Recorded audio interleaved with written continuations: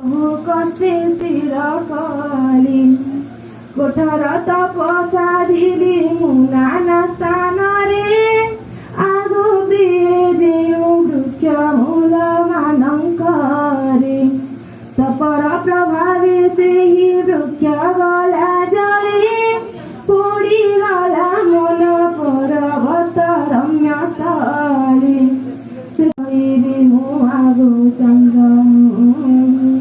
তিনি ভুবନରେ যেতে କରିଛନ୍ତି ବାସ ନାଗନର ମୋର ଗନ୍ଧର୍ବ ଯେ ରାକ୍ଷସ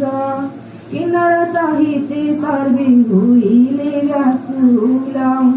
ଅତି କଠୋର ସେ କାଲେ ମୋଟ ଶ୍ୟାବଳ ନିଜେନ୍ଦ୍ର ଦେବ ଗଣ ଘେନି ସାଙ୍ଗ ଧରି ବେଦପତି ବ୍ରହ୍ମାଙ୍କ ସଦନେ ଚଳିଗଲି ମୁହିଁ ମନ୍ଦାର ପର୍ବତ ଶୃଙ୍ଗ ନିମ୍ନ ଦାସେ ବସିଥିଲି ତପସ୍ୟାରେ ଅତି ଅନ୍ତରୋଷେ ଇନ୍ଦ୍ର ପଚାରିଲେ ବେଦବରଙ୍କୁ ଅନାଇ ଆହେ କମଣ୍ଡଳୁ ଧାରି କୁହନ୍ତୁ ବୁଝାଇ তুমি লোক পিতামহ তুমি প্রজাপতি অগ্নি নিবারণ করি রক্ষে ধরিতি তুমি পুরাই অনেক নিজে পড়ি জীব ইন্দ্রঙ্ক বচন শুনি সে পাউত শয়ন অঙ্গে বস্ত্র ন করই কিছু আচরণ আষাঢ় ଆଉ ଶ୍ରାବଣ ଏହି ଦୁଇ ମାସ ବର୍ଷା ଧାରା ସହିବ ନ ଭାରିଣ କ୍ଲେଶ ଏପରି ସେ ଦିଜ ଥାଏ ଘୋର ତପସ୍ୟାରେ ପ୍ରତିଦିନ ସମୟ ନିହଇ ଫଳହାରେ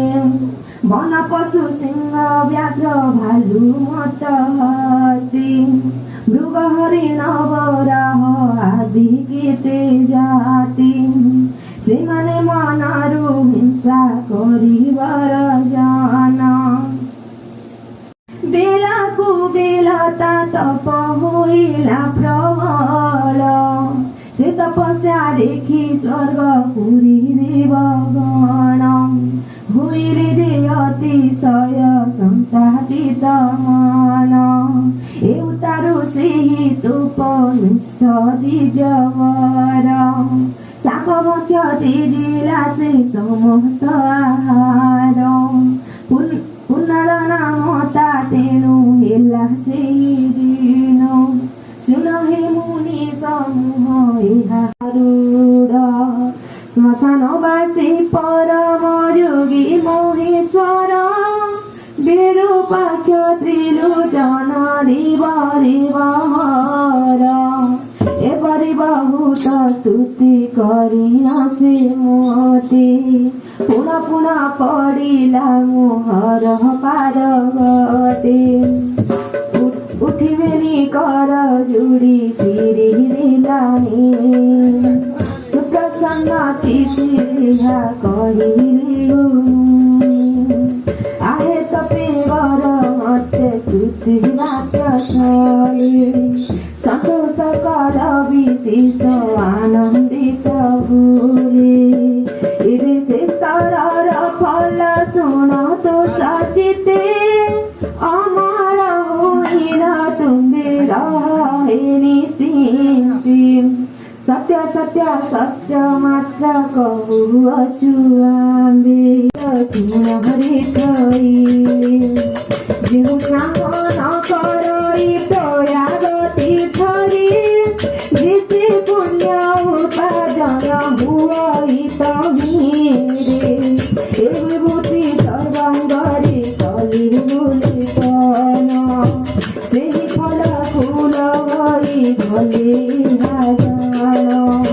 ପୁତ୍ର ତିଥି ପ୍ରମାସ ତିଥି ପୁଣି ସପ୍ତମୀ ତିଥି ମାସ ସ୍ନାନ ଯେ କରଇ ତହିର ଫଳ ଯାହା ହୁଏ ବିଭୂତି ସ୍ଥାନେ ସେ ଫଳ ଲାଭ ଇନ୍ଦ୍ରଚନ୍ଦ୍ର ବିଷ୍ଣୁ ସମ ଆଉ ବିଷାମର ନୈଋତ ପବନ